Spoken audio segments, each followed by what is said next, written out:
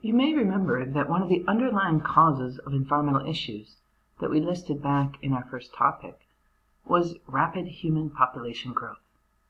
Indeed, in the 1970s and 80s, population growth was often touted as the underlying cause of environmental issues.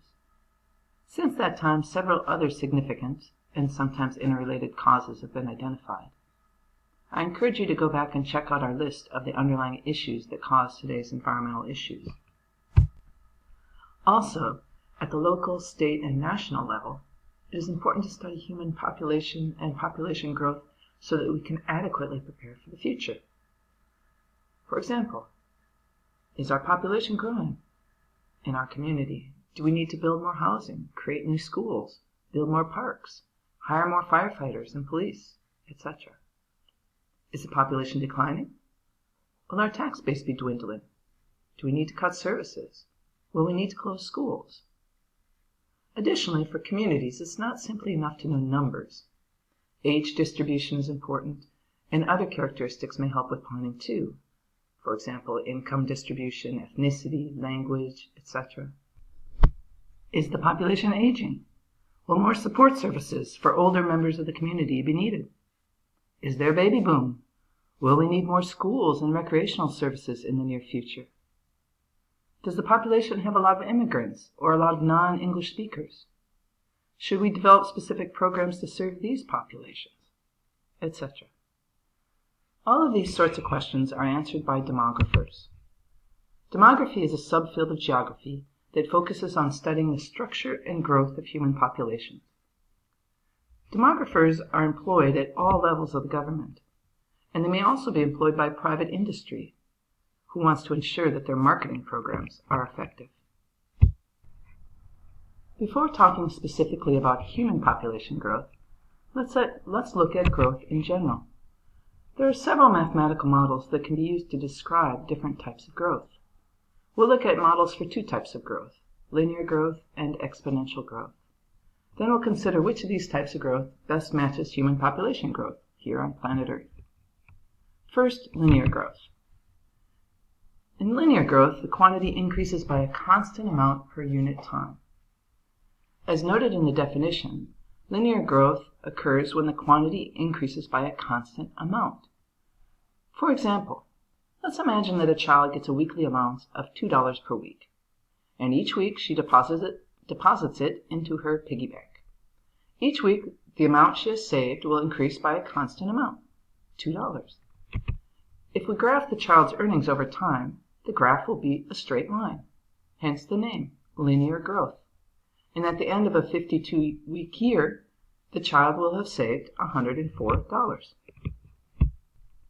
Next, let's consider exponential growth.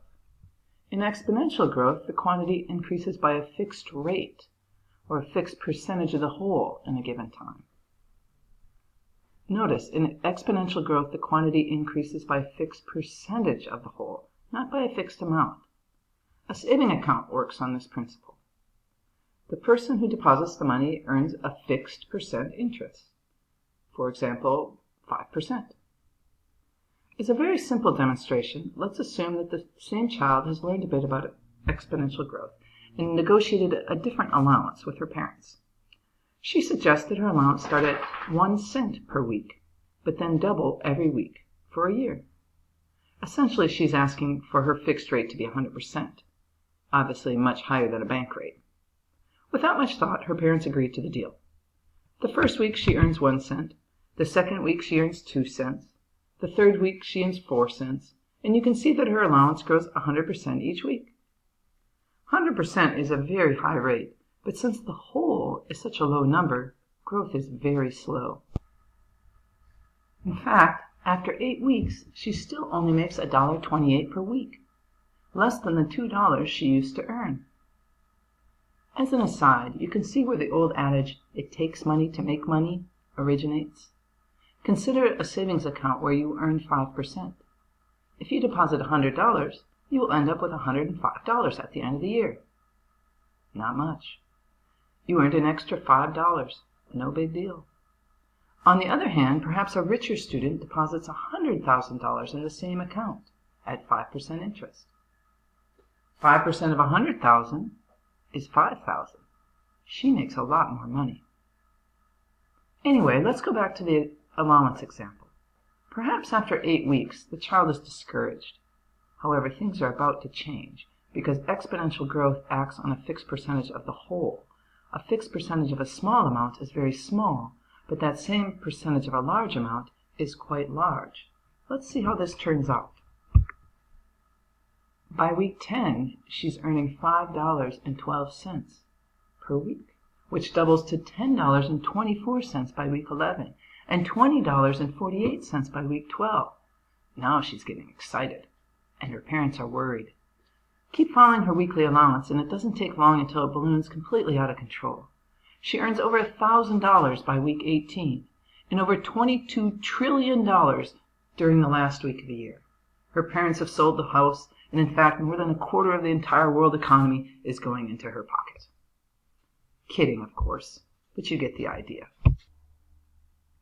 When the numbers are large, exponential growth leads to incredibly rapid growth and enormous numbers. Let's look at the same data on a graph. Notice the J-shaped curve.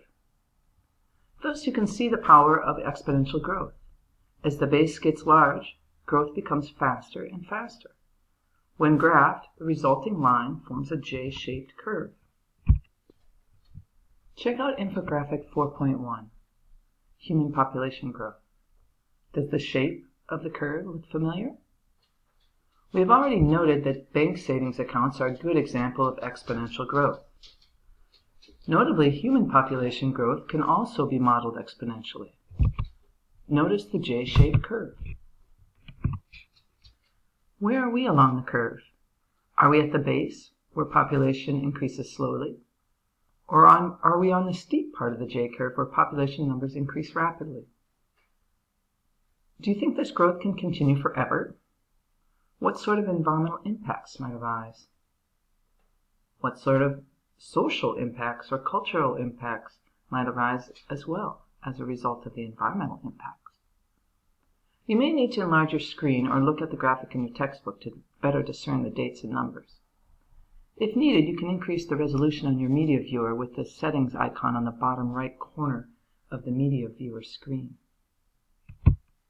It took most of human history to reach 1 billion people on Earth. That occurred around 1800. Then it took 130 years to hit 2 billion. Only 30 years to hit 3 billion. 14 years to hit 4 billion. In fact, each billion we've added to the Earth has taken less and less time. It's crazy to think that when my grandparents were born, there were less than 2 billion people on Earth. Today, China and India alone account for more than 2 billion. Another mind bender. We now have over 7 billion people on Earth, and when I was born, the Earth had only about half as many people as it does today. Wow! Again, can this growth go on forever? What sort of environmental limits and impacts exist?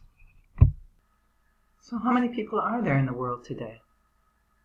Well, there's over 7.3 billion people. You can see here, in fact, we're inching up on 7.4 billion people. I pasted the U.S. Census Bureau, U.S. population, world population clocks here. They're not live to you.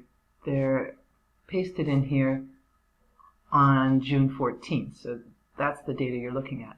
I encourage you to check out the link and see what the current U.S. and world population is. But again, we're on pace to hit 8 billion in less than 10 years. Yikes. Again, it doesn't take a lot of imagination to realize the resource depletion and pollution impacts of such a rapidly expanding population. The sheer numbers are one thing, but the rapid increase also really causes problems. Another confounding issue is that human population growth is not uniform across the globe. Some regions of the world are growing much faster than others.